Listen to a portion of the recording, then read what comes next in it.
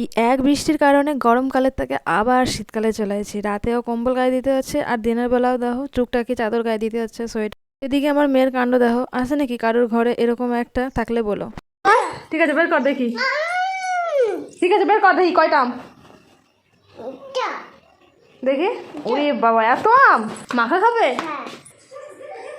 সকালবেলা ডাল ভাত এইসব ভাজা ভুজি সিদ্ধ এসব রাঁধছিলাম, তো তারপরেও মাংস আনছিল। তো এদিকে দেখো মাংসটা কাঁচা মশলা দিয়ে আজকে মাংস রান্না করি। প্রতিদিন তো ভাজা মশলা দিয়ে রান্না করি, আজকে ভাবলাম যে চলো একটু কষা কষা করা আলু ছাড়াই কাঁচা মাংস দিয়ে রান্না করি। আর এদিকে পেঁয়াজের কলি আর টমেটো সবই আমার উপরে ছাদে বাগান লাগাইছিলাম ফুল গাছ, তো সেইখানেই হয়েছিল, তো সেখান থেকে ছিঁড়ে এনে লাগাইছিলাম। দারুণ লাগছিল। আর এই ছাদের অবস্থা দেখো, গাছের যত রাজ্যের আম ছিল সব নিচে পড়ে গেছে। আর একটু রোদ ছিল, যার কারণে সমস্ত জামা কাপড় যেগুলো কালকের ছিল আজকের সমস্ত জামা কাপড় নাড়ে দিচ্ছি।